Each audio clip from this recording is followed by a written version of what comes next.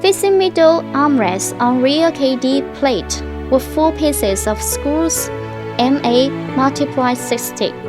Holding caddy plate and fixing to the back of car with 2 pieces of screws M12 × 55. Installing rear seat armrest on caddy plate with MA × 60 screw.